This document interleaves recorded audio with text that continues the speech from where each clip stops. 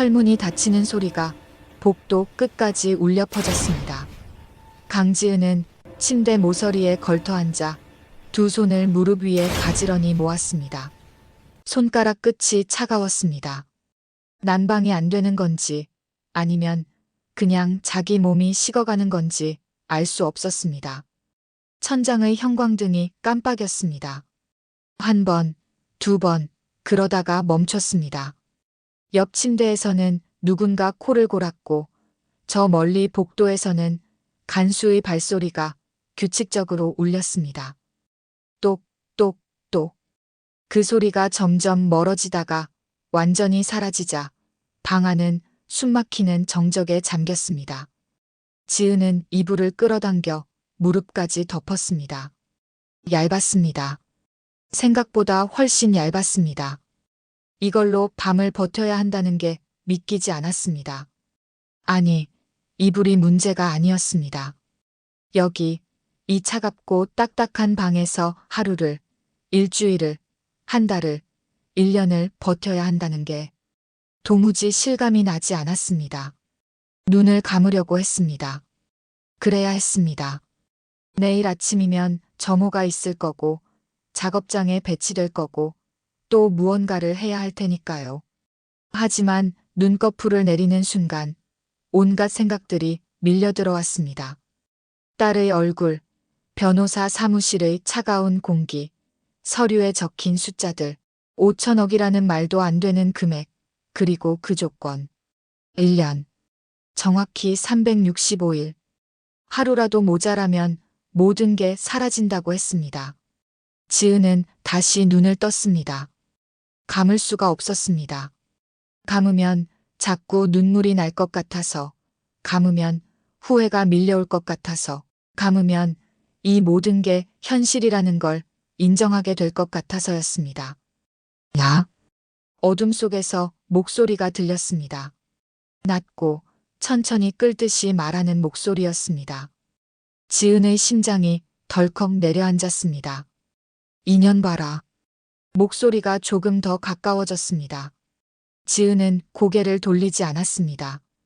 돌릴 수가 없었습니다. 누군지 보는 게 더 무서웠습니다. 너 뭐냐?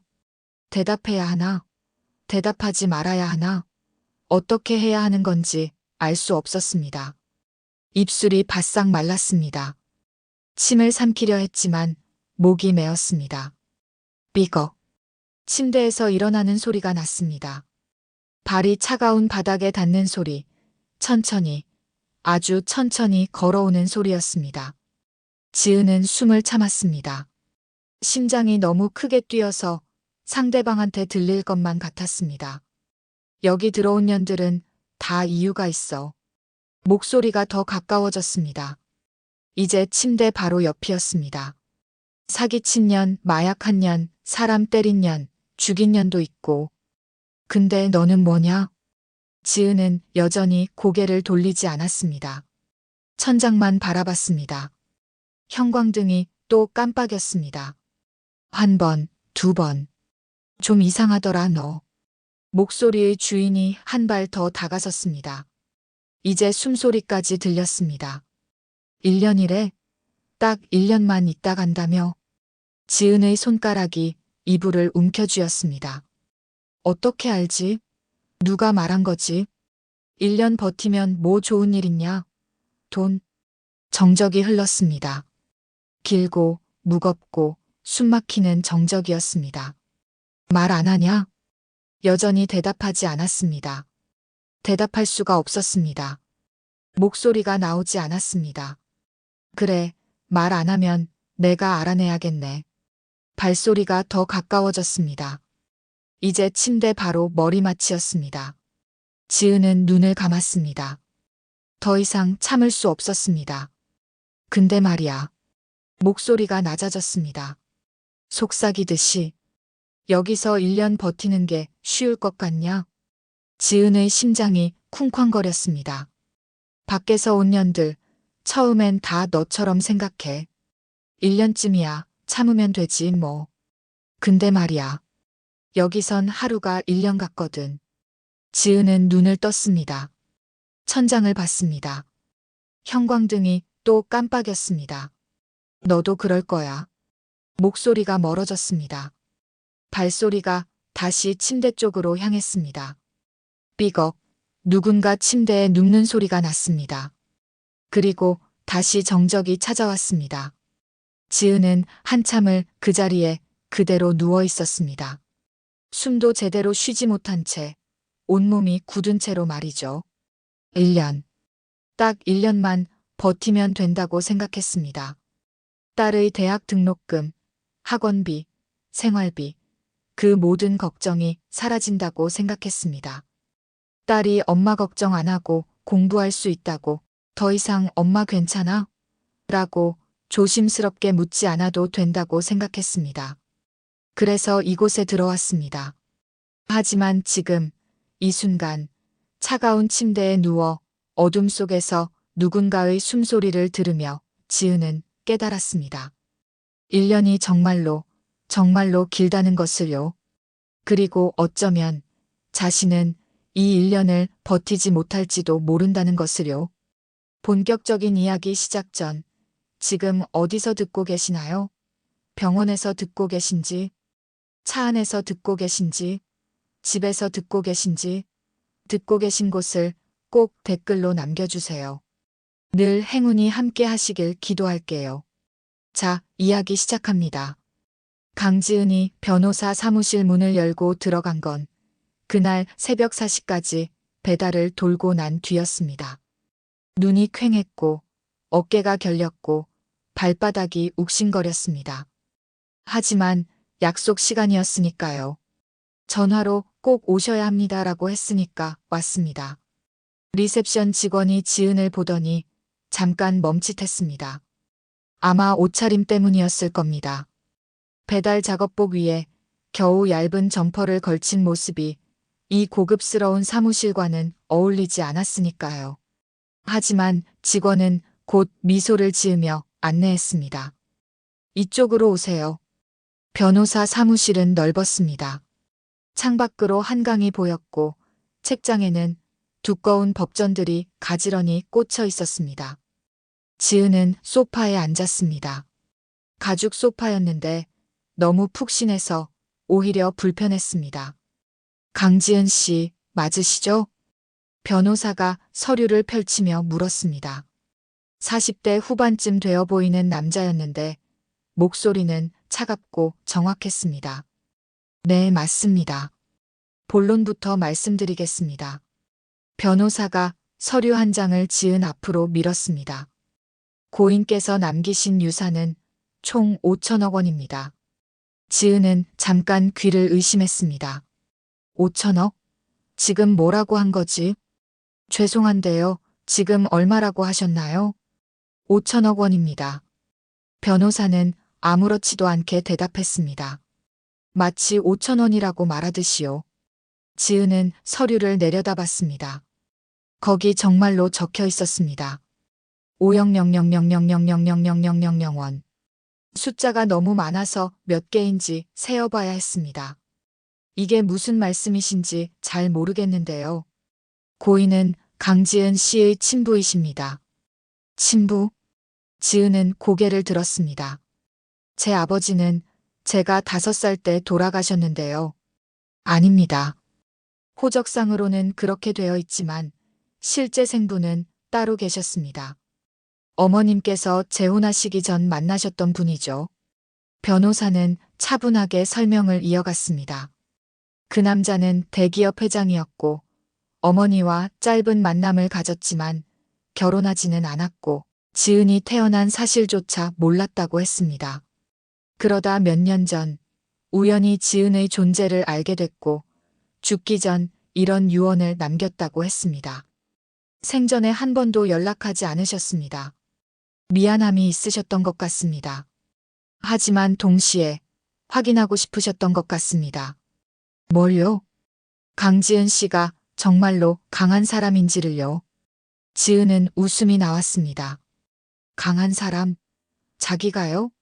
편의점에서 야간 알바하고 새벽에 배달 돌고 딸 학원비 내려고 이 악물고 사는 자기가 강한 사람인지 확인하고 싶다고요? 그래서 조건을 다셨습니다. 변호사가 다음 서류를 꺼냈습니다.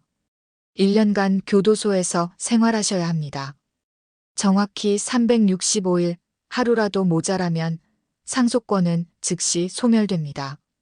지은은 서류를 빤히 쳐다봤습니다. 교도소? 1년?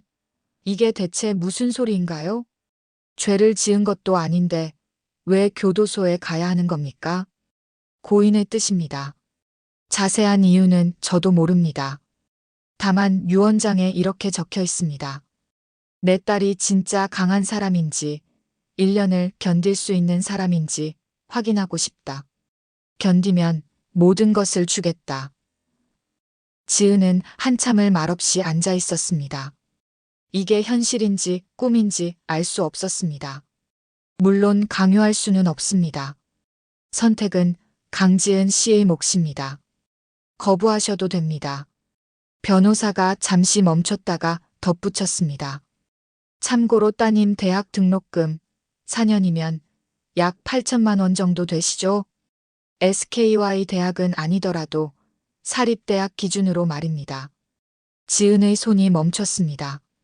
지금 강지은 씨가 하시는 일이 편의점 야간 알바와 배달 대행으로 알고 있습니다. 한 달에 250 정도 버시죠? 거기서 월세 내고 생활비 쓰고 따님 학원비 내면 거의 남지 않을 겁니다. 변호사는 계속 말했습니다. 1년입니다. 딱 1년만 버티시면 따님 대학 4년치는 물론이고 평생 돈 걱정 없이 살 수 있습니다. 지은은 서류를 내려다봤습니다. 손이 떨렸습니다. 1년, 교도소, 5천억. 이 세 단어가 머릿속을 빙빙 돌았습니다. 생각해보시고 연락 주십시오. 2주 안으로요. 변호사가 명함을 내밀었습니다.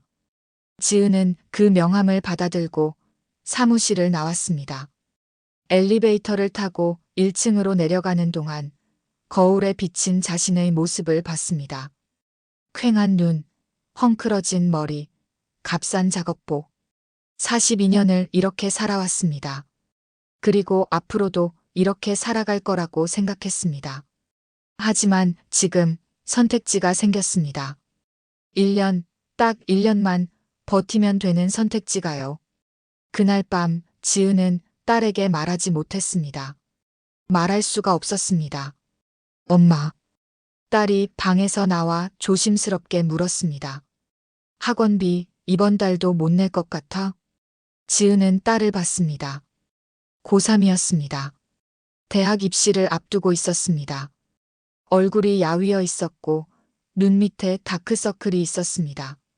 밤늦게까지 공부하느라 그런 거였습니다. 아니, 괜찮아. 엄마가 알아서 할게. 엄마, 너무 무리하지 마. 나 학원 안 다녀도 돼. 무슨 소리야? 다녀야지. 지은은 딸을 안았습니다. 오래, 꼭. 딸의 어깨가 생각보다 가늘었습니다. 밥을 제대로 못 먹고 있는 것 같았습니다. 엄마는 괜찮아. 걱정하지 마. 딸을 방으로 보내고 지은은 거실에 혼자 앉아 있었습니다. 한참을, 정말 한참을 그렇게 앉아 있었습니다. 핸드폰을 꺼냈습니다. 변호사 명함을 봤습니다. 전화번호가 적혀 있었습니다. 1년. 딱 1년만 버티면 딸이 엄마 걱정 안 해도 됩니다. 딸이 학원비 걱정 안 하고 공부할 수 있습니다. 딸이 대학 가서도 취직하고 나서도 결혼하고 나서도 돈 걱정 없이 살 수 있습니다. 1년. 지은은 전화를 걸었습니다. 여보세요, 김 변호사님이신가요? 저 강지은입니다. 목소리가 떨렸습니다. 그 조건 받아들이겠습니다. 교도소에 들어온 지 3일째 되는 날이었습니다. 지은은 아직도 이곳의 시간에 적응하지 못하고 있었습니다. 아침 6시 점호, 7시 식사, 8시 작업 배치, 12시 점심, 저녁 6시, 그리고 밤 10시 소등. 모든 게 정해진 시간에 정해진 순서대로 움직였습니다. 마치 기계처럼요. 그날 점심시간 지은은 다른 수감자들과 함께 식당으로 향했습니다. 복도를 걸어가는 동안 아무도 말하지 않았습니다. 발소리만 규칙적으로 울렸습니다. 똑, 똑, 똑. 식당 문이 열렸습니다. 안은 생각보다 넓었습니다. 긴 테이블들이 줄지어 있었고 창문 너머로 철창이 보였습니다. 지은은 식판을 들었습니다. 스테인리스 식판이었는데 차가웠습니다. 줄을 섰습니다. 앞사람을 따라 천천히 앞으로 나아갔습니다. 밥을 받았습니다. 국을 받았습니다. 반찬을 받았습니다. 김치 2조각, 콩나물 조금, 그게 전부였습니다. 지은은 주변을 둘러봤습니다. 어디 앉아야 하는지 몰랐습니다. 사람들은 이미 자기들끼리 모여 앉아 있었고 빈자리는 여기저기 흩어져 있었습니다. 지은은 가장 구석진 자리를 골랐습니다. 눈에 띄지 않는 곳, 조용한 곳이었습니다. 식판을 테이블 위에 내려놓으려는 순간이었습니다. 야! 누군가 말했습니다. 지은은 고개를 들었습니다. 첫날 밤 어둠 속에서 말을 걸었던 그 여자였습니다. 가까이서 보니 덩치가 컸고 팔에 문신이 있었습니다. 용인지 뱀인지 알 수 없는 검은색 문신이었습니다. 여긴 내 자리야. 여자가 말했습니다. 목소리는 낮았지만 또렷했습니다. 지은은 주변을 다시 둘러봤습니다. 빈자리가 많았습니다. 굳이 여기가 아니어도 앉을 곳은 얼마든지 있었습니다. 다른 데 앉으면 안 될까요? 지은이 조심스럽게 물었습니다. 여자가 눈을 가늘게 떴습니다. 못 알아듣냐? 여긴 내 자리라고. 주변이 조용해졌습니다. 다른 테이블에 앉아있던 사람들이 하나둘 이쪽을 쳐다보기 시작했습니다.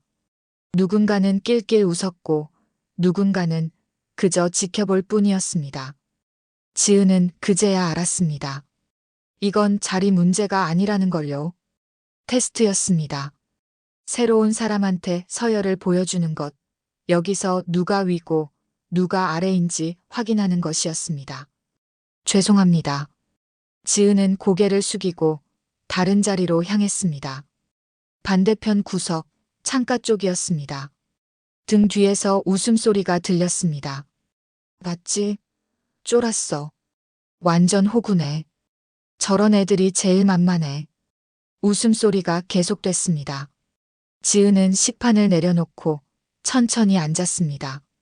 손이 떨렸습니다. 식판을 잡은 손가락이 하얗게 질려 있었습니다. 분했습니다. 억울했습니다. 아무것도 잘못한 게 없는데 왜 저렇게 대하는 건지 이해할 수 없었습니다. 하지만 참았습니다. 1년. 딱 1년만 참으면 됩니다. 싸우면 안 됩니다. 문제 일으키면 안 됩니다. 상속 조건에 그런 게 있을지도 모릅니다. 교도소에서 사고 치면 무효가 될지도 모릅니다. 지은은 숟가락을 들었습니다. 밥을 한 숟가락 떴습니다. 입에 넣었습니다. 씹었습니다. 삼켰습니다. 목이 메었습니다. 밥맛이 없었습니다. 아니, 밥맛이 문제가 아니었습니다. 억울해서, 분해서, 눈물이 날 것 같아서 제대로 삼킬 수가 없었습니다. 편의점에서 야간 알바할 때도 이렇진 않았습니다. 손님들이 반말하고 짜증내고 물건값 깎으라고 해도 그래도 사람 취급은 받았습니다. 새벽 4시에 배달 돌 때도 비 오는 날, 오토바이 타고 미끄러질 뻔할 때도 그래도 자존심까지 짓밟히진 않았습니다. 하지만 여기는 달랐습니다. 지은은 밥을 계속 떴습니다. 한 숟가락, 2숟가락, 3숟가락. 기계적으로 움직였습니다. 생각하지 않으려고, 느끼지 않으려고 그냥 먹었습니다. 야, 새끼야. 또 목소리가 들렸습니다. 이번엔 아까 그 여자가 아니었습니다. 다른 여자였습니다. 나이는 30대 중반쯤 되어 보였고 머리를 짧게 자른 게 인상적이었습니다. 너 왜 여기 들어왔어? 지은은 대답하지 않았습니다. 대답하면 안 될 것 같았습니다. 말 안 해? 제발, 무시하네. 여자가 옆 사람에게 말했습니다. 킥킥 웃는 소리가 났습니다. 지은은 계속 밥을 먹었습니다. 그냥 먹었습니다. 듣지 않는 척, 신경 쓰지 않는 척 했습니다. 식사 시간이 끝났습니다. 식판을 반납하고 다시 줄을 서서 작업장으로 향했습니다. 걸어가는 내내 뒤에서 웃음소리가 들렸습니다. 자기 얘기를 하는 것 같았지만 돌아보지 않았습니다. 그날 밤 지은은 침대에 누워 천장을 바라봤습니다. 형광등이 깜빡였습니다. 한 번, 두 번. 딸의 얼굴이 떠올랐습니다. 엄마 힘들면 말해. 딸은 늘 그렇게 말했습니다. 전화할 때마다, 문자 보낼 때마다 늘 엄마 걱정을 했습니다. 하지만 지은은 알고 있었습니다. 힘들다고 말하면 딸이 학교를 그만둘 거라는 걸요. 힘들다고 말하면 딸이 알바를 시작할 거라는 걸요. 공부할 시간도 부족한데 딸이 엄마 대신 돈을 벌려고 할 거라는 걸요. 그럴 순 없었습니다. 지은은 눈을 감았습니다. 그냥 자야 했습니다. 내일도 똑같은 하루가 기다리고 있을 테니까요. 점호하고, 밥 먹고, 작업하고, 또 밥 먹고, 또 작업하고, 잠드는 하루가요. 1년. 364일 남았습니다. 2주가 지났습니다. 교도소 생활은 지옥이었습니다. 아침 6시 점호, 7시 식사, 8시 작업 배치, 12시 점심, 저녁 6시, 그리고 밤 10시 소등. 이 네 가지가 하루의 전부였습니다. 그 사이사이에 숨 쉴 틈도 생각할 여유도 없었습니다. 그냥 시키는 대로 정해진 시간에 움직여야 했습니다. 지은은 섬유 작업장에 배치됐습니다. 낡은 재봉틀 앞에 앉아 하루 종일 같은 동작을 반복했습니다. 천을 놓고 발판을 밟고 바늘이 움직이는 걸 지켜보고 다시 천을 놓고 발판을 밟고 덜컹거리는 소리가 작업장 안을 가득 채웠습니다. 덜컹, 덜컹, 덜컹. 작업장은 좁았고 공기는 탁했습니다. 천 냄새와 기름 냄새가 뒤섞여 있었고 형광등은 너무 밝았습니다. 눈이 아팠습니다. 어깨가 결렸습니다. 허리가 끊어질 것 같았습니다. 하지만 쉴 수 없었습니다. 감독관이 돌아다니며 지켜봤으니까요. 누가 느리게 일하는지, 누가 쉬는지 다 보고 있었습니다. 그날도 평범한 하루였습니다. 야, 강지은. 그 목소리가 들렸습니다. 첫날부터 지은을 괴롭혔던 그 여자, 박미란이었습니다. 지은은 고개를 들었습니다. 미란이 다가오고 있었습니다. 뒤에 두세 명이 더 따라왔습니다. 너 말이야. 미란이 지은의 작업물을 집어들었습니다. 지은이 아침부터 지금까지 만든 옷이었습니다. 2시간 넘게 걸렸습니다. 이거 왜 이렇게 못해? 미란이 물었습니다. 하지만 진짜 궁금해서 묻는 게 아니었습니다. 트집 잡으려고 묻는 거였습니다. 죄송합니다. 지은이 대답했습니다. 다른 말을 할 수가 없었습니다. 죄송하면 다야? 다시 해. 미란이 옷을 바닥에 던졌습니다. 지은은 그걸 주었습니다. 말없이. 손이 떨렸지만 참았습니다. 분했지만 또 참았습니다. 미란이 웃었습니다. 야, 쟤 진짜 만만하다. 밖에서 뭐 했길래 이 모양이야? 옆에 있던 다른 여자가 거들었습니다. 편의점 알바래. 듣자 하니 배달도 했다며. 편의점. 미란이 킥킥 웃었습니다. 그럼 여기가 더 편하겠네. 밤샘 안 해도 되잖아. 웃음소리가 터졌습니다. 주변에 있던 사람들까지 웃었습니다. 지은은 입술을 깨물었습니다. 참아야 했습니다. 1년만 참으면 됐습니다. 작업물을 주워서 다시 재봉틀 앞에 앉았습니다. 천을 놓고 발판을 밟고 바늘이 움직이는 걸 지켜봤습니다. 손이 떨려서 바느질이 삐뚤어졌습니다. 다시 뜯어내야 했습니다. 야, 그거 또 틀렸잖아. 미란의 목소리가 또 들렸습니다. 제대로 못하면 저녁도 못 먹어. 알지? 지은은 대답하지 않았습니다. 그냥 고개를 끄덕였습니다. 미란이 뭐라고 더 말했지만 듣지 않았습니다. 들으면 또 화가 날 것 같아서 그냥 귀를 막았습니다. 마음속으로요. 오후 내내 같은 작업을 반복했습니다. 뜯고 다시 꿰매고 또 뜯고 또 꿰맸습니다. 손가락 끝이 따갑했습니다. 바늘에 찔린 자국이 여러 개 생겼습니다. 저녁 식사 시간이 됐습니다. 작업장을 나와 식당으로 향했습니다. 밥을 먹고 다시 방으로 돌아왔습니다. 그리고 샤워 시간이 됐습니다. 샤워실은 좁았습니다. 칸막이가 있긴 했지만 완전히 막혀 있는 건 아니었습니다. 위아래가 뚫려 있어서 다른 사람 발소리가 다 들렸습니다. 지은은 옷을 벗고 샤워실 안으로 들어갔습니다. 물이 나왔습니다. 차가웠습니다. 온수가 아니었습니다. 하지만 참았습니다.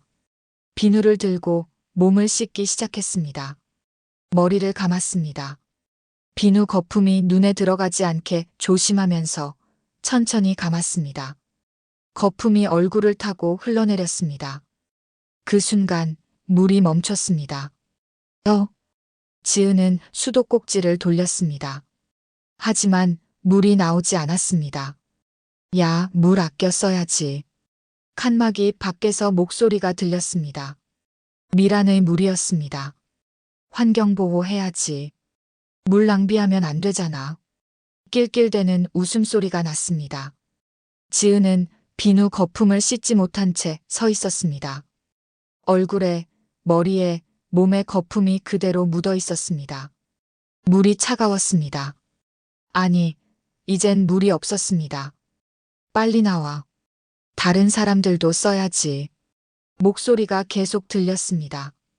지은은 수건을 집어들었습니다. 거품 투성이인 채로 몸을 닦았습니다. 하지만 닦아지지 않았습니다. 수건에 거품이 묻어나왔습니다. 샤워실을 나왔습니다. 복도에 거울이 있었습니다. 지은은 그 거울 앞을 지나가다가 멈췄습니다. 거울 속에 자기 모습이 보였습니다. 머리에 비누 거품이 그대로 묻어 있었습니다. 얼굴도 뻑뻑했습니다. 몸도 제대로 씻지 못한 채였습니다. 초라했습니다. 비참했습니다. 볼품 없었습니다. 42년을 살았는데 이렇게까지 무시당한 건 처음이었습니다. 아니, 진짜 처음일까요? 생각해보니 이혼할 때도 비슷했습니다. 시댁에서 남편한테 무시당했었습니다. 당신은 할 줄 아는 게 뭐냐고, 돈도 못 버는 주제애라고 그렇게 말했었습니다. 그때도 참았습니다. 딸 때문에요. 이번에도 참아야 했습니다. 역시 딸 때문이었습니다. 지은은 거울 속 자신을 봤습니다. 눈물이 날 것 같았지만 울지 않았습니다. 울면 더 만만해 보일 것 같아서요. 울면 진 것 같아서요. 방으로 돌아갔습니다. 침대에 누웠습니다. 이불을 덮었습니다. 눈을 감았습니다. 하지만 잠이 오지 않았습니다. 천장을 바라봤습니다. 형광등이 깜빡였습니다. 한 번, 두 번. 딸의 얼굴이 떠올랐습니다. 엄마, 학교 잘 다니고 있어. 걱정하지 마. 지난주에 받은 문자였습니다. 딸은 자기가 잘 지내고 있다고 엄마 걱정하지 말라고 했습니다. 하지만 지은은 알고 있었습니다. 딸도 힘들다는 걸요.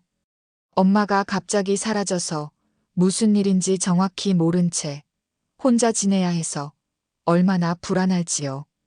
그래도 참아야 했습니다. 1년. 아직 350일 남았습니다. 지은은 눈을 감았습니다. 그냥 자야 했습니다. 내일도 똑같은 하루가 기다리고 있을 테니까요. 점호하고, 밥 먹고, 작업하고, 무시당하고 또 참고 잠드는 하루가요.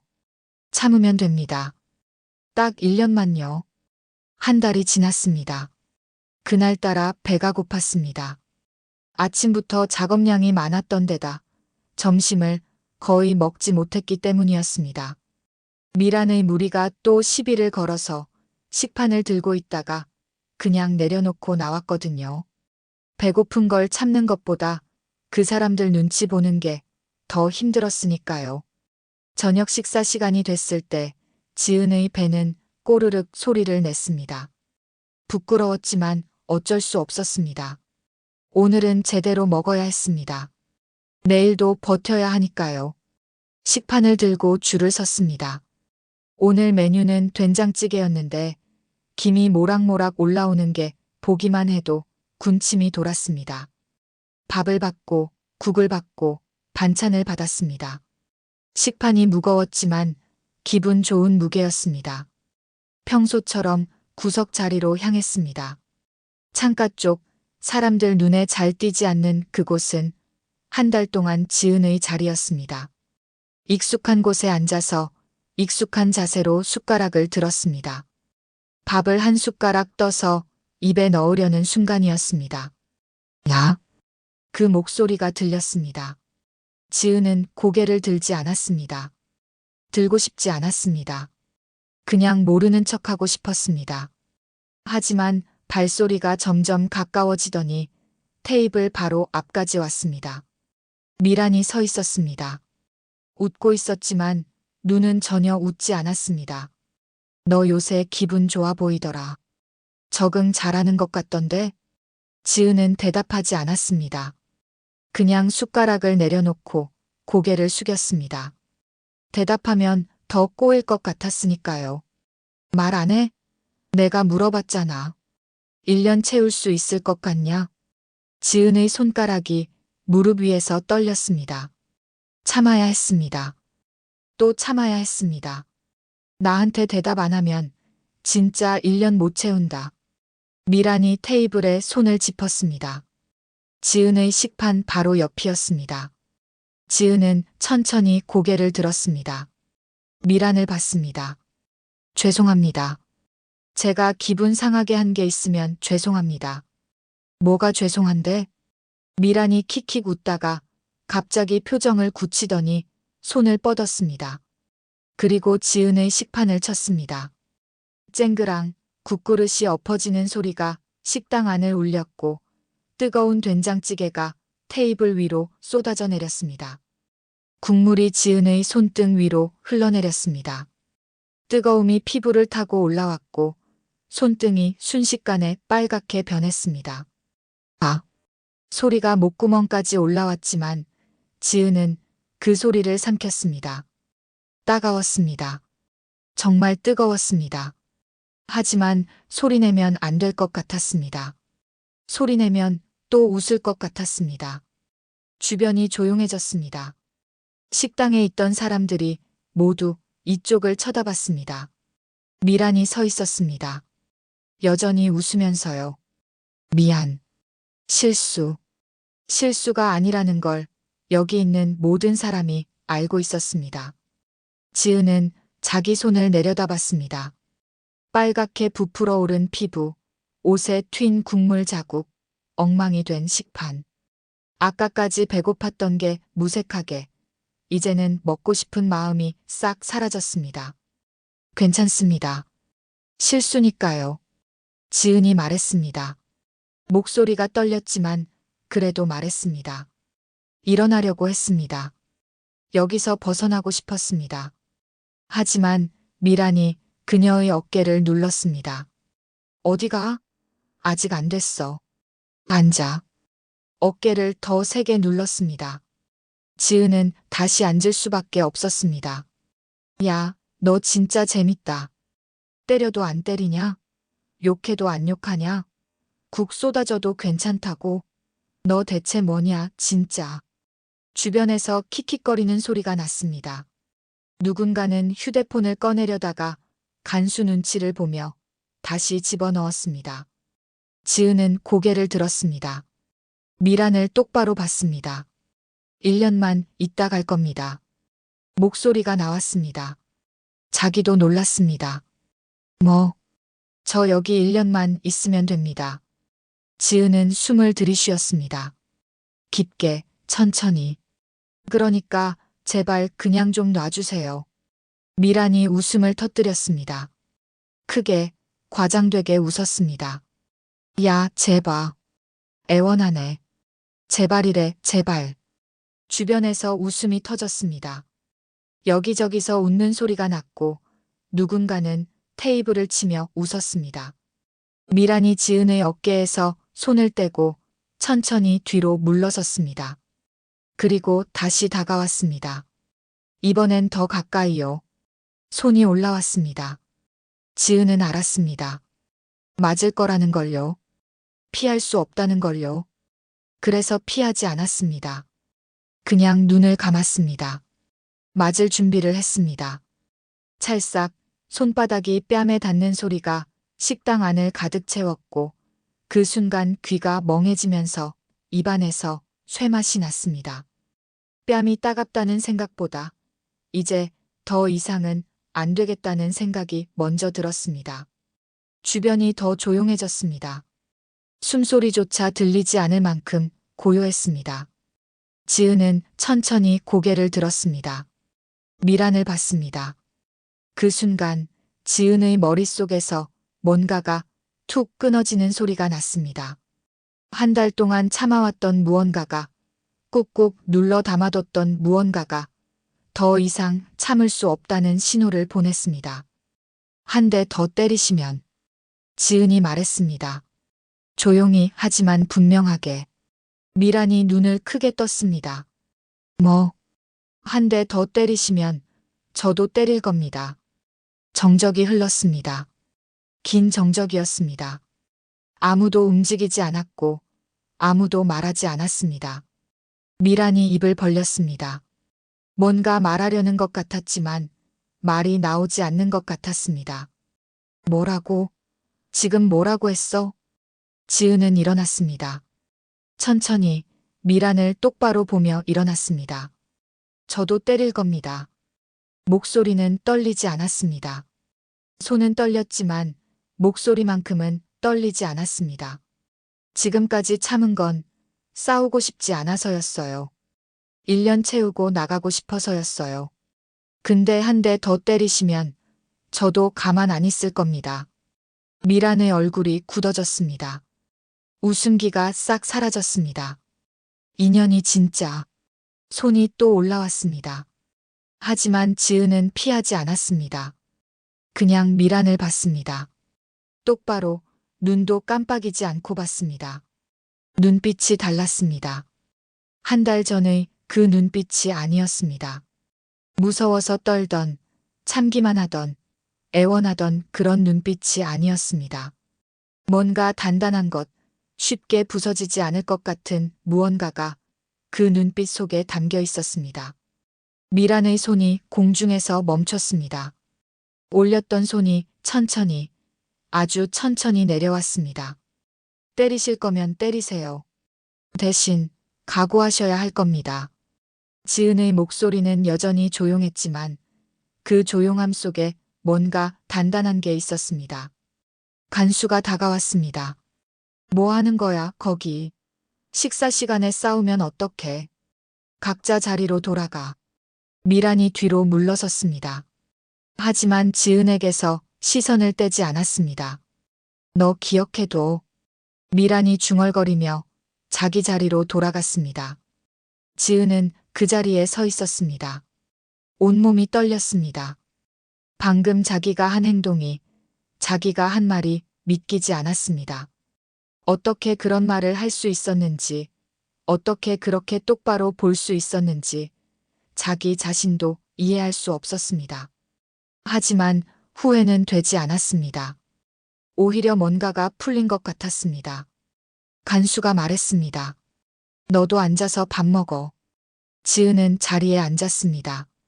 엎어진 국그릇을 치웠습니다. 남은 밥을 먹었습니다. 손이 떨려서 숟가락을 제대로 쥘 수 없었지만 그래도 먹었습니다. 밥맛은 느낄 수 없었습니다. 그냥 기계적으로 삼켜야 하니까 삼켰습니다. 그날 밤 침대에 누웠을 때 뺨은 여전히 욱신거렸고 손등은 화끈거렸습니다.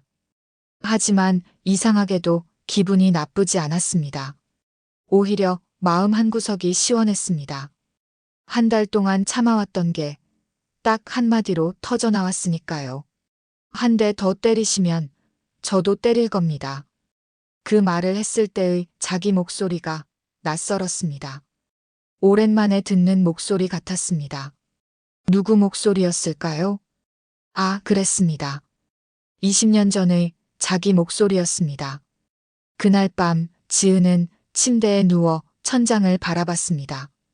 뺨은 여전히 욱신거렸고 손등은 화끈거렸습니다. 잠이 올 것 같지 않았습니다. 눈을 감으면 자꾸 식당에서의 그 장면이 떠올랐으니까요. 미란의 손이 올라오던 순간 자기가 했던 말 한 대 더 때리시면 저도 때릴 겁니다. 정말로 때릴 수 있었을까요?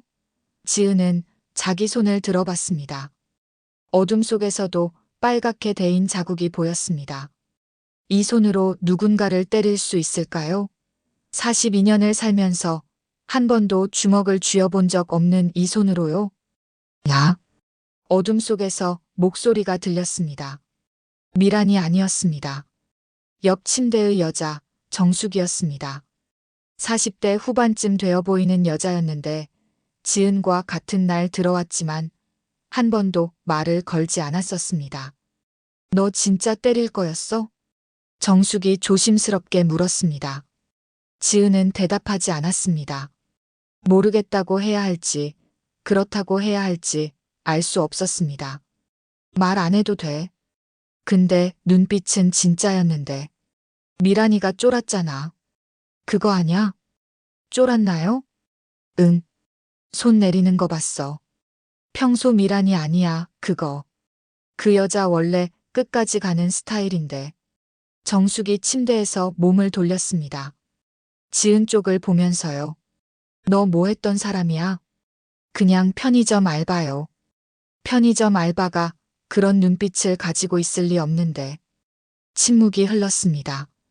지은은 대답하고 싶지 않았습니다.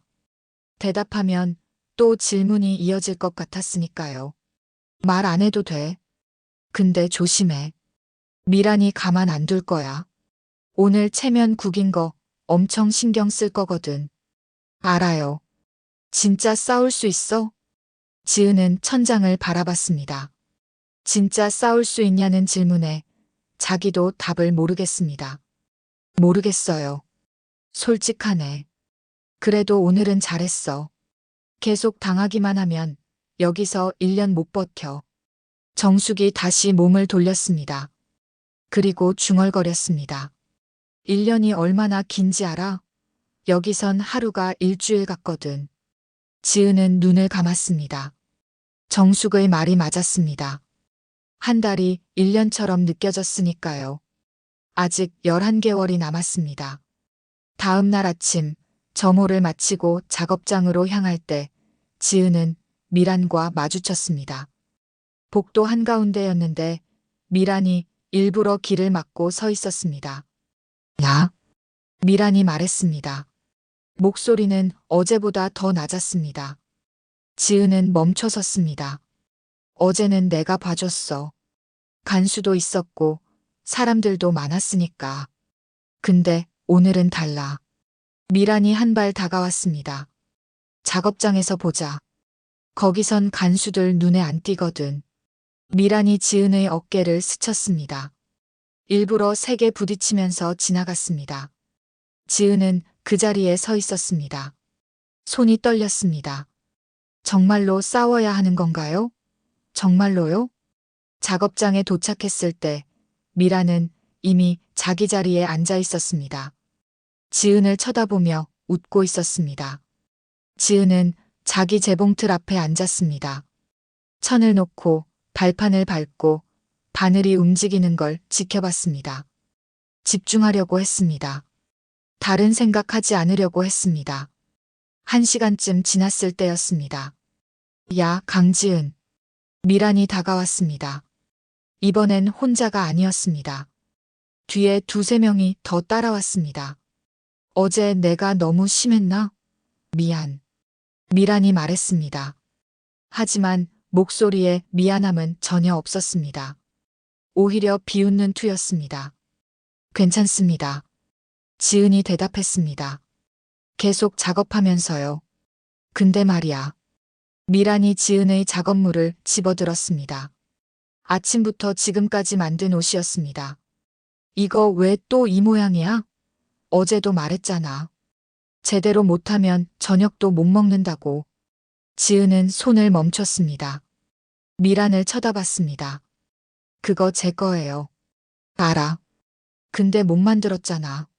미란이 웃었습니다. 그리고 옷을 움켜쥐었습니다. 다시 만들어. 쩍. 미란이 옷을 찢었습니다. 천이 찢어지는 소리가 작업장 안을 울렸습니다. 주변 사람들이 일손을 멈추고 이쪽을 쳐다봤습니다. 지은은 천천히 일어났습니다. 왜 찢으셨어요? 응? 마음에 안 들어서. 1시간 넘게 걸린 건데요. 그래서? 다시 하면 되잖아. 시간 많아. 1년 있을 거면서. 미란이 찢어진 천 조각을 지은의 얼굴 앞에 흔들었습니다. 어제 큰 소리 쳤잖아. 때릴 거라고. 그래, 때려봐. 지금 때려봐. 지은은 미란을 봤습니다. 그냥 봤습니다. 아무 말도 하지 않고요. 못 치겠지? 입으로만 그랬지. 쫄았어, 완전히. 미란이 지은의 어깨를 밀었습니다. 3개요. 지은은 뒤로 한 걸음 물러섰습니다. 안 됩니다. 뭐가? 다시 안 합니다. 그거 제 작업물이고 제가 1시간 넘게 만든 거예요. 다시 안 만들어요. 미란의 얼굴이 일그러졌습니다. 인연이 진짜. 손이 올라왔습니다. 어제처럼요. 하지만 이번엔 사람들이 많지 않았고 간수도 멀리 있었습니다. 미란의 손이 지은의 어깨를 향해 날아왔습니다. 그 순간 지은이 움직였습니다. 빠르게, 자기도 놀랄 만큼 빠르게 움직였습니다. 미란의 손목을 잡았습니다. 그리고 틀었습니다. 순식간이었습니다. 몸이 저절로 움직였습니다. 생각할 겨를도 없었습니다. 그냥 손이 나가고 손목을 잡고 틀었습니다. 으윽. 미란이 비명을 질렀습니다. 무릎을 꿇었습니다. 주변 사람들이 숨을 죽였습니다. 작업장 안이 조용해졌습니다. 재봉틀 돌아가는 소리조차 멈췄습니다. 지은은 미란의 손목을 잡고 있었습니다. 틀어준 채로요. 미란이 움직일 수 없을 만큼 정확하게 힘을 줄 필요도 없이 자연스럽게요. 나나. 미란이 소리쳤습니다. 지은은 조용히 말했습니다. 손목 부러뜨릴 수도 있어요. 안 놔드릴까요? 미란의 얼굴이 새하얘졌습니다. 야, 진짜 놔. 지은은 손을 놓았습니다. 미란이 손목을 부여잡고 뒷걸음질 쳤습니다. 너. 말을 잇지 못했습니다. 그냥 지은을 쳐다봤습니다. 믿을 수 없다는 표정으로요. 지은은 자기 손을 내려다봤습니다. 방금 자기가 한 행동이 믿기지 않았습니다. 어떻게 그렇게 자연스럽게 움직였는지, 어떻게 정확한 위치를 알았는지, 어떻게 힘을 조절했는지요. 몸이 기억하고 있었습니다. 20년이 지났는데도 몸은 여전히 기억하고 있었습니다. 그 순간 지은의 머릿속에 오래된 장면들이 스쳐 지나갔습니다. 진흙탕, 쏟아지는 빗물, 누군가의 목소리, 다시. 더 빠르게. 생각하지 마. 몸이 기억하게 해. 감독관이 달려왔습니다. 무슨 일이야? 미란이 소리쳤습니다. 전현이 날 때렸어요. 아니요. 지은이 말했습니다. 침착하게요. 손목을 잡았을 뿐이에요. 먼저 손 올린 건 저쪽이에요. 주변 사람들이 고개를 끄덕였습니다. 다 봤으니까요. 감독관이 한숨을 쉬었습니다. 박미란, 너 또 시비 걸었어? 아니, 저는 영창 갈래? 미란이 입을 다물었습니다. 둘 다 작업 계속해. 다음에 또 이러면 둘 다 영창이야. 감독관이 돌아갔습니다. 미란도 자기 자리로 돌아갔습니다. 하지만 계속 지은을 쳐다봤습니다. 지은은 자리에 앉았습니다. 손이 떨렸습니다. 온몸이 떨렸습니다. 방금 일어난 일이 꿈만 같았습니다. 자기가 정말 그렇게 했나요? 미란의 손목을 틀어버렸나요? 손을 쥐었다 폈다 했습니다. 여전히 떨렸지만 이상하게도 낯설지 않았습니다. 오히려 익숙했습니다. 20년 만이었습니다. 20년 만에 자기가 누구였는지 기억해냈습니다. 2개월째가 됐습니다. 미라는 그날 이후로 조용했습니다. 지은을 피하는 것 같기도 했고 아니면 기회를 노리는 것 같기도 했습니다. 복도에서 마주치면 째려보기만 했고 작업장에서도 멀리서 지켜볼 뿐이었습니다. 하지만 지은은 알고 있었습니다. 이게 끝이 아니라는 걸요. 미란 같은 사람은 반드시 되갚으려 할 거라는 걸요. 그날은 운동 시간이었습니다. 일주일에 2번, 1시간씩 운동장에 나갈 수 있었습니다. 운동장이라고 해봤자 철창으로 둘러싸인 좁은 공간이었지만 그래도 밖 공기를 마실 수 있다는 것만으로도 좋았습니다. 지은은 운동장 한쪽 구석에 서서 스트레칭을 했습니다. 어깨를 돌리고 목을 좌우로 기울이고 허리를 숙였습니다. 2개월 동안 재봉틀 앞에만 앉아 있어서 온몸이 굳은 것 같았습니다. 야, 강지은. 그 목소리가 들렸습니다. 지은은 고개를 들었습니다. 미란이 다가오고 있었습니다. 이번엔 혼자가 아니었습니다. 뒤에 5-6명이 따라왔습니다. 평소보다 많았습니다. 오늘 딱 걸렸다. 미란이 말했습니다. 웃고 있었지만 눈은 차갑했습니다. 주변 사람들이 하나둘 물러났습니다. 무슨 일이 일어날지 다 알고 있었습니다. 간수들은 운동장 반대편에 있었습니다. 여기까지 올 때 시간이 걸릴 겁니다. 여기서 나한테 덤빈 년들 다 어떻게 됐는지 알아? 미란이 주먹을 쥐었습니다. 병원 실려갔어. 턱 부러진 년도 있고 갈비뼈 금간 년도 있고 뒤에 따라온 여자들이 웃었습니다. 낄낄거리는 웃음소리가 운동장에 울렸습니다. 너도 그럴 각오돼 있냐? 지은은 미란을 봤습니다. 그리고 주변을 둘러봤습니다. 5-6명이 반원을 그리며 서 있었습니다. 도망갈 곳이 없었습니다. 저한테 먼저 손대지 마세요. 지은이 말했습니다. 목소리는 떨리지 않았습니다. 먼저 손 떼는 순간 저도 가만 안 있을 겁니다. 미란이 비웃었습니다. 좋아. 그럼 내가 먼저 안 칠게. 미란이 한 발 다가섰습니다. 대신 내가 먼저 쳐봐. 작업장에서 한 것처럼. 도발이었습니다. 먼저 치게 만들어서 정당방위라고 우기려는 거였습니다. 주변이 조용해졌습니다. 모두가 숨을 죽이고 지켜봤습니다. 지은은 움직이지 않았습니다. 먼저 치면 안 됐습니다. 그럼 자기가 가해자가 됩니다.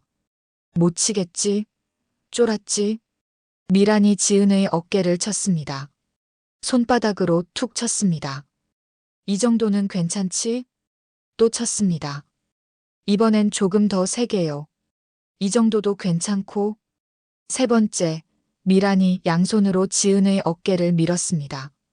지은이 뒤로 한 걸음 물러섰습니다. 괜찮아요. 계속하세요.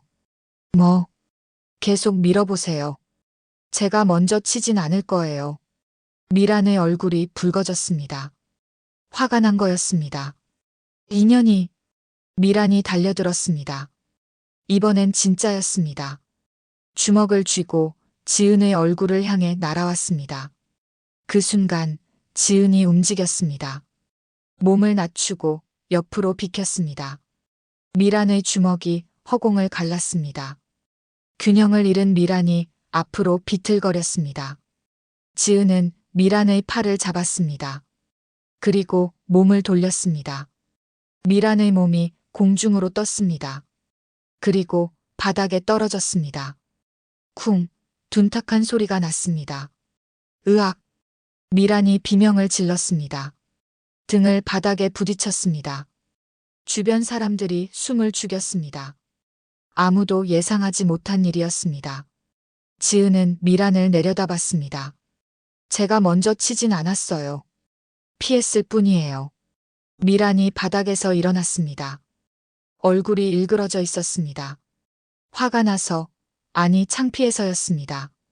인연이, 미란이 다시 달려들었습니다. 이번엔 더 빠르게요.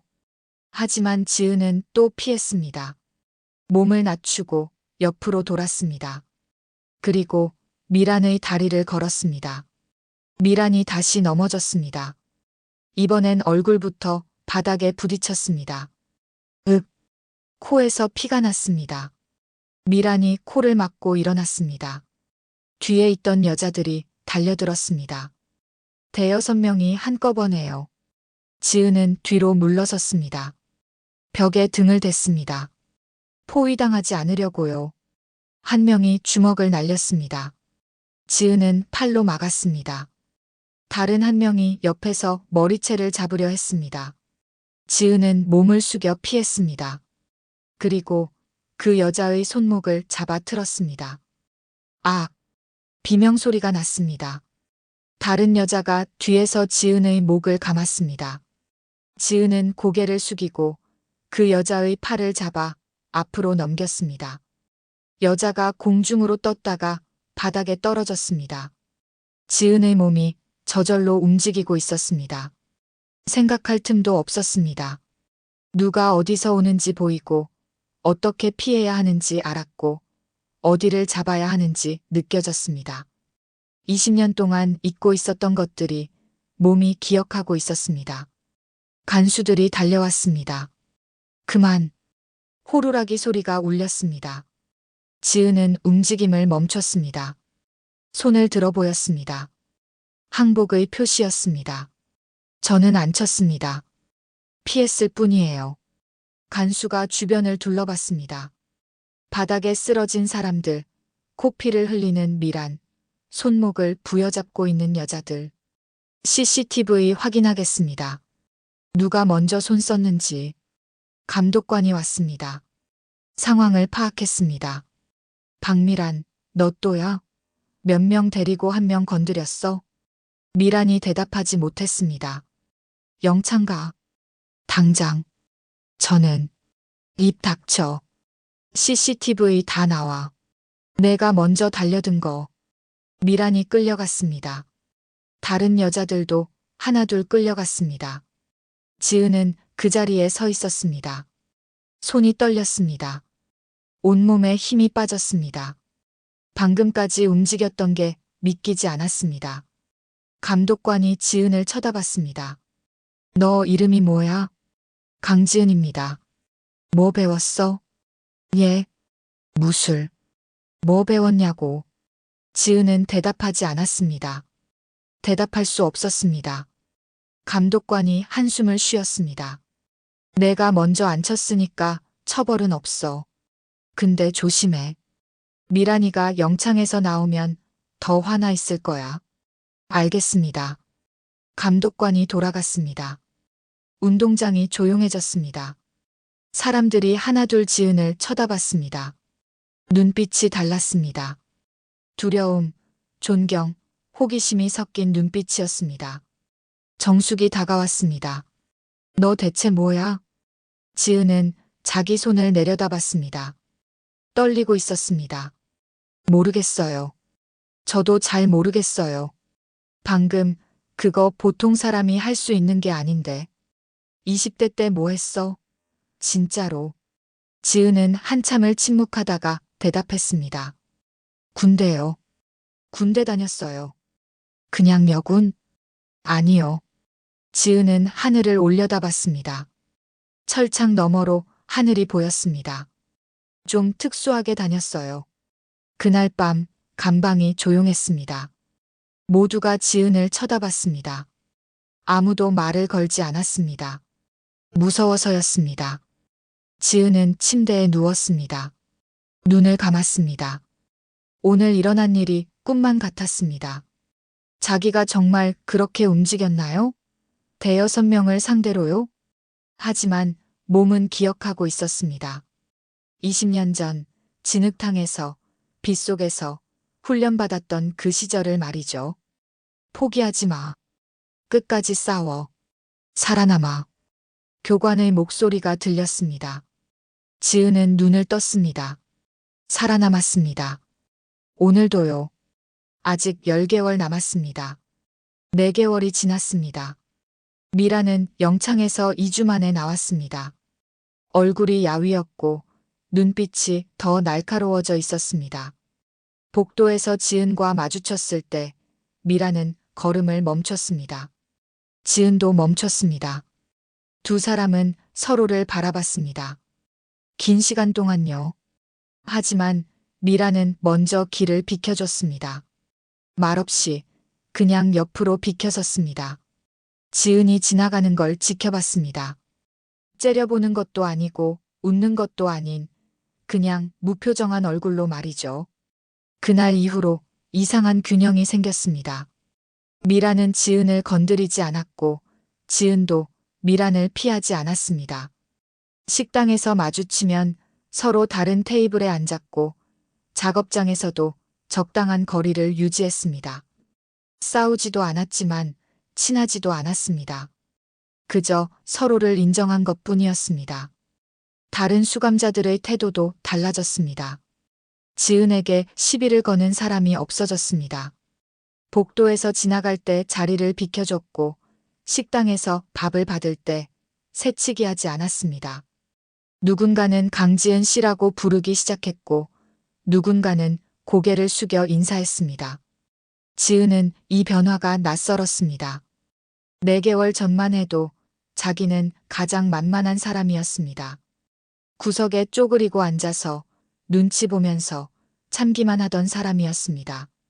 그런데 지금은 사람들이 피했습니다. 무서워서요.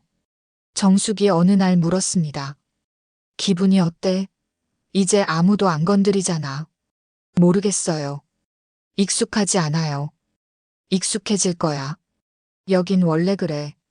강한 사람한테는 안 덤벼. 정숙이 잠시 멈췄다가 덧붙였습니다. 근데 너 진짜 신기해. 보통 사람들은 여기 들어오면 점점 약해지는데 너는 반대야.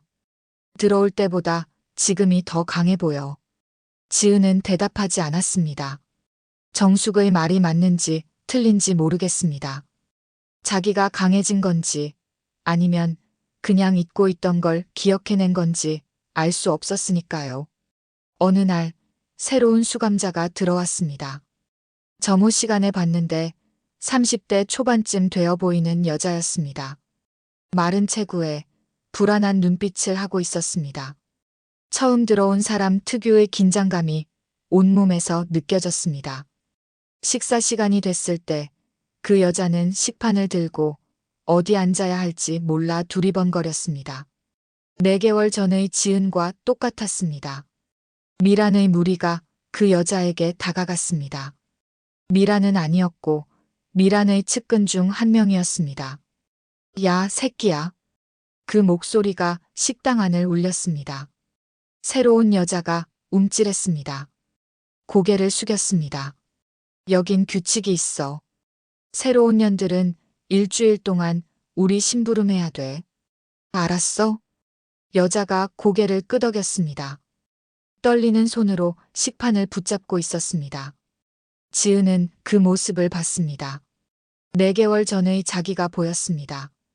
떨고 있는 모습, 어쩔 줄 몰라 하는 모습, 그냥 참으면 된다고 생각하는 모습이요. 그만하세요. 지은이 말했습니다. 식당이 조용해졌습니다. 모두가 지은을 쳐다봤습니다. 미란의 측근이 돌아봤습니다. 뭐? 새로운 사람한테 왜 그래요? 내가 왜 참견이야? 지은은 자리에서 일어났습니다. 천천히 식판을 들고 그쪽으로 걸어갔습니다. 보기 안 좋으니까요. 뭐가 안 좋아? 새로운 사람 괴롭히는 거요. 그런 거 하지 마세요. 측근의 얼굴이 붉어졌습니다. 하지만 더 이상 말하지 않았습니다. 지은이 누군지 알고 있었으니까요. 재수 없어. 측근이 돌아섰습니다. 자기 자리로 돌아갔습니다. 지은은 새로운 여자에게 물었습니다. 괜찮아요? 여자는 고개를 끄덕였습니다. 눈물이 글썽거리는 것 같았습니다. 고맙습니다. 아니에요. 그냥. 지은은 잠시 멈췄습니다. 1년만 버티면 돼요. 힘들겠지만 버텨지더라고요. 1년이요? 네. 저도 1년 있다 나가거든요. 지금 4개월 지났어요. 여자가 물었습니다. 어떻게 버텨요? 여기 너무 무서운데요. 지은은 그 질문에 대답할 수 없었습니다. 자기도 아직 버티는 중이었으니까요. 어떻게 버티는지 정확히 설명할 수 없었습니다. 모르겠어요. 근데 하루하루 지나가더라고요. 오늘 하루만 버티면 내일이 오고 모레가 오고 그렇게 시간이 가요. 여자가 조심스럽게 물었습니다. 저같이 앉아도 될까요? 지은은 고개를 끄덕였습니다. 그러세요. 두 사람은 함께 앉아서 밥을 먹었습니다. 여자는 이름이 김수진이라고 했습니다. 사기 혐의로 들어왔다고 했습니다. 억울하다고 했습니다. 자기는 잘못한 게 없는데 남편이 한 일 때문에 같이 들어왔다고 했습니다. 지은은 그 얘기를 들으면서 모든 사람이 다 억울하다는 걸 깨달았습니다. 여기 있는 사람들 다 각자의 사연이 있고 각자의 억울함이 있었습니다. 식사를 마치고 돌아가는 길에 정숙이 지은에게 물었습니다. 너 왜 그랬어? 뭘요? 새로운 애 도와준 거. 내가 나설 필요 없잖아. 그냥 예전의 제가 생각나서요. 예전? 처음 들어왔을 때요. 저도 저랬거든요. 떨고 무서워하고 어쩔 줄 몰라 하고. 정숙이 웃었습니다. 지금은 완전 달라졌는데. 그래요? 응. 지금 너 이 감방에서 제일 센 사람이야. 미란이보다도. 지은은 그 말이 믿기지 않았습니다. 자기가 제일 세다고요? 4개월 전엔 제일 약했는데요? 그날 밤 침대에 누워서 지은은 생각했습니다. 정말로 자기가 달라진 걸까요? 아니면 원래 이런 사람이었는데 20년 동안 숨기고 살았던 걸까요? 결혼하고 아이 낳고 남편 뒷바라지하고 이혼하고 딸 키우고 알바하고 배달하고 그렇게 살면서 자기가 누구였는지 잊어버렸던 걸까요? 20년 전 지은은 특수부대 소속이었습니다. 여군 중에서도 가장 힘든 코스를 거쳤습니다. 진흙탕에서 기어다니고 빗속에서 사격 훈련하고 밤새 행군하고 그렇게 2년을 버텼습니다. 그때 교관이 말했습니다. 너희는 특별하다. 포기하지 않는 한 이길 수 있다. 지은은 그 말을 믿었습니다. 그래서 버텼습니다. 훈련을 마쳤습니다. 하지만 제대하고 결혼하고 평범하게 살려고 노력했습니다. 그 시절을 잊으려고 했습니다. 특별한 사람이 아니라 평범한 사람으로 살고 싶었으니까요. 그런데 지금 이곳에서 다시 그 시절의 자기를 만났습니다. 지은은 눈을 감았습니다. 아직 8개월 남았습니다. 반은 지나갔습니다. 이제 반만 더 버티면 됩니다. 딸을 위해서요. 365일째 아침이었습니다. 지은은 평소보다 일찍 눈을 떴습니다. 아직 점호 시간 전인데도 잠이 오지 않았습니다. 오늘이 진짜 마지막 날이라는 게 믿기지 않았거든요. 1년이라는 시간이 365일이라는 숫자가 이렇게 끝나는구나 싶었습니다. 천장을 바라봤습니다. 형광등이 깜빡였습니다. 1년 동안 매일 밤 봤던 그 형광등인데 오늘이 마지막이라니 이상하게도 아쉬운 마음이 들었습니다. 내일부터는 다른 천장을 보겠죠. 딸과 함께 사는 집의 천장을요. 점호 시간이 됐을 때 간수가 인원을 확인하다가 지은 앞에서 멈춰 섰습니다. 강지은, 오늘 출소지? 점호 끝나고 짐 싸. 10시에 나갈 거야. 고개를 끄덕였습니다. 말이 나오지 않았습니다. 점호가 끝나고 방으로 돌아왔을 때 지은은 침대에 앉아 주변을 둘러봤습니다. 1년 동안 살았던 이 좁은 공간이, 이 딱딱한 침대가, 이 차가운 벽이 어쩌면 그리워질지도 모른다는 생각이 들었습니다. 이상한 일이었습니다. 나가고 싶어서 1년을 버텼는데 막상 나가려니 복잡한 감정이 밀려왔으니까요. 짐을 쌌습니다. 들어올 때 가져온 옷 몇 벌, 세면도구, 그리고 딸이 보낸 편지 12통. 가방에 넣으면서 편지 한 장을 꺼내봤습니다. 엄마, 무슨 일인지 모르겠지만 힘내세요. 전 괜찮아요. 첫 번째 편지였습니다. 딸은 한 번도 왜 연락이 안 되냐고 묻지 않았습니다. 그냥 괜찮다고, 잘 지낸다고, 걱정하지 말라고만 했습니다. 마지막 편지에는 이렇게 적혀 있었습니다. 엄마, 곧 만날 수 있겠죠? 보고 싶어요. 엄마 사랑해요. 지은은 편지를 가방에 넣었습니다. 눈물이 날 것 같았지만 참았습니다. 식사 시간이 됐을 때 정숙이 다가왔습니다. 오늘 나가지? 부럽다. 나는 아직 2년이나 남았는데. 정숙이 지은 옆에 앉으면서 종이를 건넸습니다. 나 나가면 연락해. 진짜 밥 먹자. 지은도 전화번호를 적어서 건넸습니다. 정숙이 그걸 받아들고 한참을 들여다보다가 말했습니다. 너 여기 들어왔을 때 생각나냐? 완전 호구였잖아. 근데 지금은 완전 달라. 진짜 강해 보여. 어떻게 대답해야 할지 몰랐습니다. 강해진 건지 아니면 원래 있던 게 다시 나온 건지 자기도 잘 모르겠었으니까요. 밥을 받으러 줄을 서는데 누군가 뒤에서 어깨를 툭 쳤습니다. 돌아보니 미란이었습니다. 오늘 나간다며. 둘 사이에 침묵이 흘렀습니다. 길지 않았지만 무거운 침묵이었습니다. 1년 채웠네. 진짜로 채웠어. 미란이 말을 이었습니다. 너 진짜 뭐 했던 사람이야? 말 안 해도 되는데 궁금해서. 지은은 잠시 망설였습니다. 1년 동안 숨겨왔던 얘기인데 마지막 날에 말해도 될까 싶었습니다. 20대 때 군대 다녔어요. 특수부대요. 미란이 고개를 끄덕였습니다. 역시 그랬구나 하는 표정이었습니다. 그럼 진작 말하지. 우리가 덤볐겠냐. 말해도 안 믿으셨을 것 같은데요. 미란이 처음으로 진짜 웃음을 지었습니다. 비웃는 게 아니라 그냥 웃는 거였습니다. 그건 맞네. 미란이 돌아서다가 다시 돌아봤습니다. 야, 나가서 조심해. 너 같은 년이 밖에서 평범하게 살 수 있을 것 같냐? 무슨 뜻인지 정확히는 몰랐지만 미란 나름대로 걱정해주는 것 같았습니다. 노력해 볼게요. 미란이 콧방귀를 뀌었습니다. 꺼져. 하지만 여전히 웃고 있었습니다. 수진도 찾아왔습니다. 8개월 전 지은이 도와줬던 그 여자였습니다. 언니, 오늘 나가시죠? 부러워요. 수진의 눈에 눈물이 글썽거렸습니다. 언니 같은 사람이 되고 싶어요. 강한 사람요.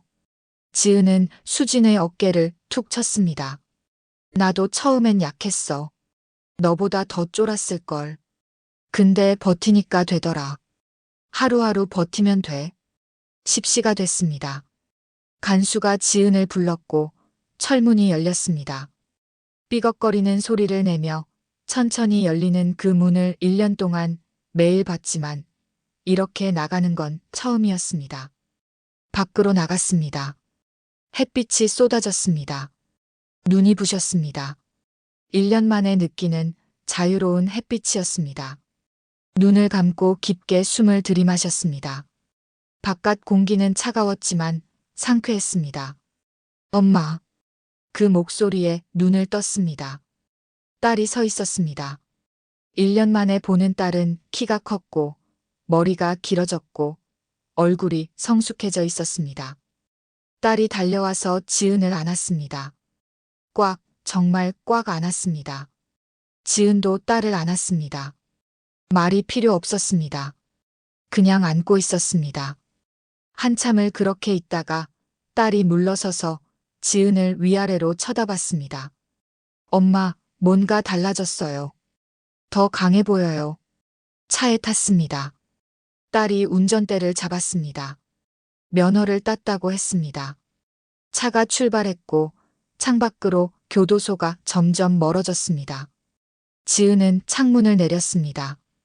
바람이 들어왔습니다. 차가웠지만 기분 좋은 차가움이었습니다. 엄마, 이제 뭐 할 거예요? 딸의 목소리가 들렸습니다. 지은은 자기 손을 내려다봤습니다. 1년 전과는 다른 손이었습니다. 글쎄, 일단 엄마가 누군지부터 다시 알아가야 할 것 같아. 엄마는 엄마잖아요. 그렇긴 한데. 차는 계속 달렸습니다. 어디로 가는지는 중요하지 않았습니다. 중요한 건 이제 자기가 선택할 수 있다는 거였습니다. 5천억이라는 돈이 있었습니다. 그걸로 뭘 할지는 아직 몰랐습니다. 하지만 한 가지는 알았습니다. 다시는 예전처럼 살지 않을 거라는 것. 지은은 창밖을 봤습니다. 도로가 펼쳐져 있었고 햇빛이 따뜻했고 바람이 불었습니다. 1년이 끝났습니다. 오늘 이야기 정말 재밌었다면 꼭 댓글로 재밌었다라고 남겨주시고 아쉬운 점이 있다면 어떤 점이 아쉬운지 댓글로 남겨주세요. 복 많이 받으실 거예요.